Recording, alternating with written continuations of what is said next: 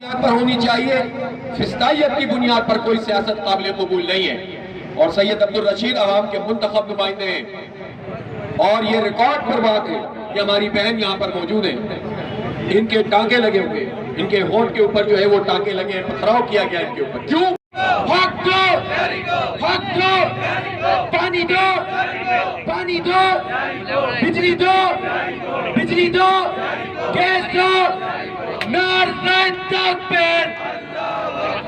جا کر ٹھیکیداروں سے پتہ وصول کرنے لگے، وہ رکھنے ڈالنے لگے، وہ محلے محلے لوگوں کو بلیک میل کرنے لگے۔ اگر پیپلز پارٹی کا جھنڈا لگاؤ گے تو پانی ملے گا۔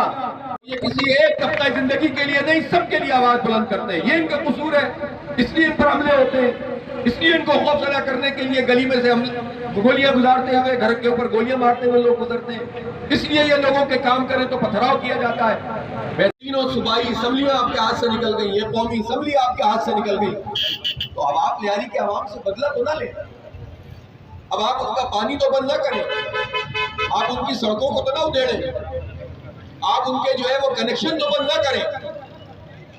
اور اگر کوئی اس پانی کو بحال کرنے کے لیے، میں سلام پیش کرتا ہوں اس نوجوان کو کہ اس پر کل حملہ ہوا تھا اور آج دیکھیں یہ زخمی حالت کے اندر بندھی ہوئی پٹی کے ساتھ آج اس مظاہرے میں موجود ہے۔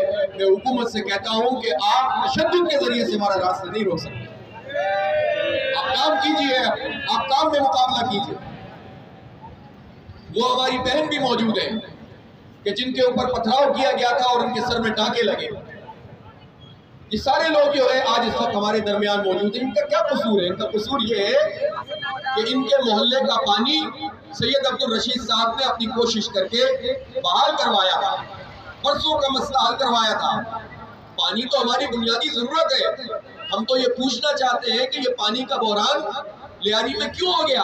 اس لیے کہ نعمت اللہ خان صاحب نے جب K3 منصوبہ بنایا تھا تو اس میں وقت سے پہلے اس کو مکمل کیا تھا اور کروڑوں روپے اس میں سے بچائے تھے، اور کہ اب چونکہ K3 منصوبے میں یہ پیسے بچ گئے تو اب اس میں فردر سپلائی کیا جائے لیاری کو، اور ایک بہت بڑی مقدار میں لیاری کو پانی سپلائی ہوتا تھا اور پانی کا بحران وہاں پر نہیں تھا۔ اب یہ حکومت سندھ کی موجودگی میں، پیپلز پارٹی کی حکومت کی موجودگی میں یہ پانی کا بحران لیاری میں کیوں پیدا ہوتا ہے جگہ جگہ؟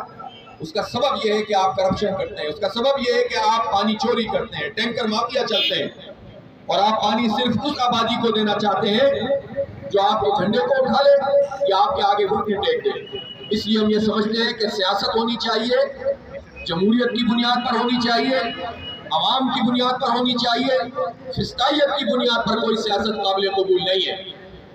باکسنگ اس کی شناخت تھی، نوجوان تھے جو اسپورٹس میں اور ایکسٹرا کریکولر ایکٹیویٹیز میں اپنا رول ادا کرتے تھے، اور جگہ جگہ پر جو ہے وہ وہاں پر تعلیمی ادارے اور تعلیم کا ایک نیٹ ورک ماضی میں بچھایا گیا ہے، لیکن پچھلے 30-40 سال کے اس عرصے میں لیاری پیچھے کی طرف گیا۔ اس کا کون ذمہ دار ہے؟ حکومت تو آپ کی رہی ہے، اقتدار تو آپ کا ہے، فنڈز تو آپ وہاں کے لیے، آپ سب چھوڑ دیں جو آپ نے لیاری کے لیے جو آرو پلانٹ بنوائے تھے۔ میں اس کا سوال کرنا چاہتا ہوں کہ وہ کہاں ہے؟ رشید بھائی کہیں آرو پلانٹ نظر آتے ہیں؟ کہیں پر وہ چلتے ہوئے دکھائی دیتے ہیں؟ 5 رپورٹس میں سے 4 لیاری کے اندر تھے، اور اس میں سے بھی چاروں کے چاروں کا اب اندازہ لگا لیجئے، یہ تو آپ کی براہ راست، ہم جانتے ہیں کہ آپ نے کن کمپنیوں کو اس پہ ٹھیکہ دیا، کروڑوں روپے کی کرپشن صرف اس ایک لیاری کے آرو پلانٹ میں کی گئی تھی۔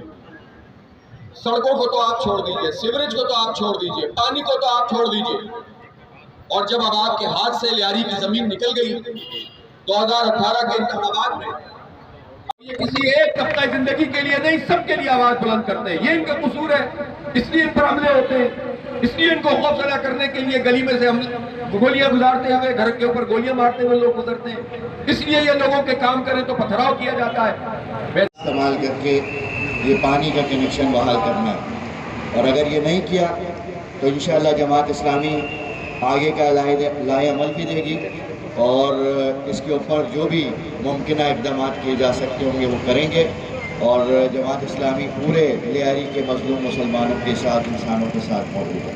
بہت شکریہ۔